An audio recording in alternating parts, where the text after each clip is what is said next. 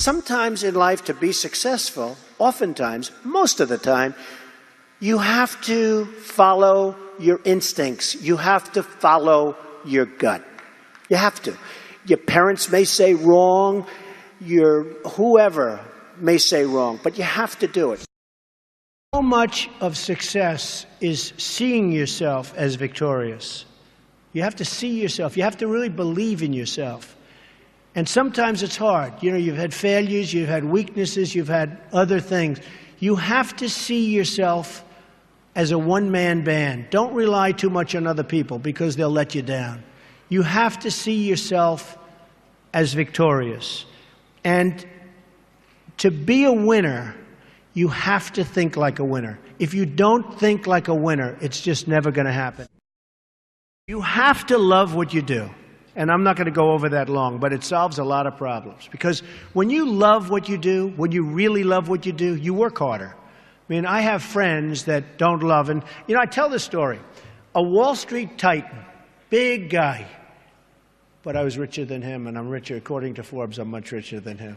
So I like that, you know? I like that. But this big Wall Street titan, he's a big name. He has a son, and his son is a wonderful human being, which is amazing because the guy's a horrible person. But he's one of the biggest guys on Wall Street. So he wants his son, Alex. I'm going to use the name Alex. It's not his name, but I don't want to get this guy in any more trouble with his father than he already is. Alex isn't the strongest character. The father is a brutal, vicious killer. So the father has a big firm on Wall Street, and he wants Alex to go into the firm, of course. You know, come on, Alex, get in there, get in there.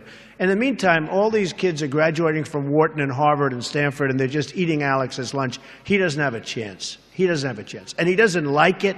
He's not liking what he's doing. You got to love what you do. He's not liking it.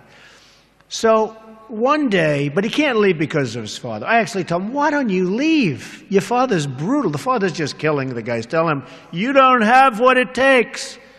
I'm sorry, Dad. Oh, this is great. So I say, you got to leave the father. You got to leave him.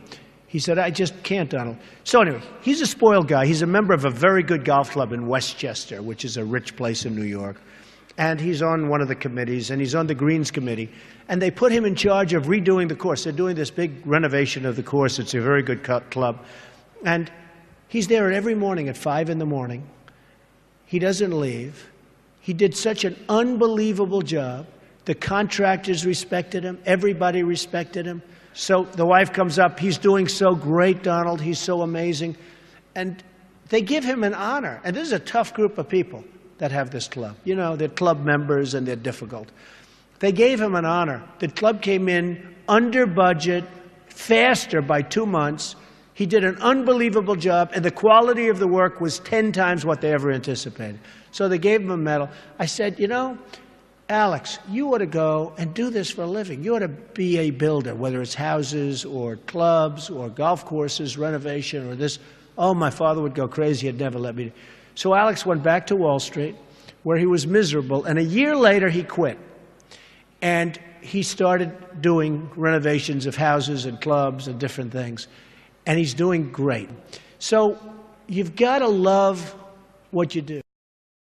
Gary Player, the great golfer, he was a little guy, very little, but he worked really hard. And he had a great statement, but he'd go, the harder I work, the luckier I get. And he wins the US Open. You have all these big, handsome guys, these big, giant guys, and they're hitting the ball a mile. And you have Gary Player. And Gary Player would win the Open. He'd win the Masters. He'd win this. He'd win that. And he said, you know, hey, in the US Open, he hit a 5-iron to 1 foot from the hole, and he ended up getting a birdie and wins the US Open, right? And he came off the green. Now, I know I've heard the statement before, but I heard it from him in a meaningful way. They said, what do you think, Gary? What is it? He said, all I know is I've been working very hard, and the harder I work, the luckier I get. I thought it was an amazing statement. You've got to be into the details, because if you're not, they'll come back to haunt you. So oftentimes, you know, life is in the details. Well, business also is in the details. You have to be very careful. You have to watch the dotted I's, because you can really lose tremendously if you don't watch those details.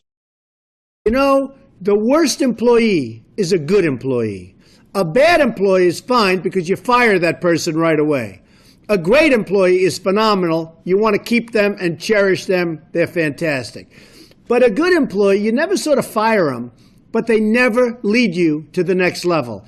They just keep their job. They're sort of too good to be fired, but they're not good enough. You're never going to do great. So I always say the worst employee isn't a bad employee. It's just a good or average employee. When you keep getting rejected, when you keep hearing the no, you have to learn that there's a reason for no. What is it? Now, why are they saying no to me? Why is it that they keep saying no? You have to figure it out, because you know what? If they say no and no and no and you keep saying no, maybe you're doing something wrong. You have to learn how to take that no and change it into a yes. So oftentimes it's those no's that can make a life a lot better than those yeses.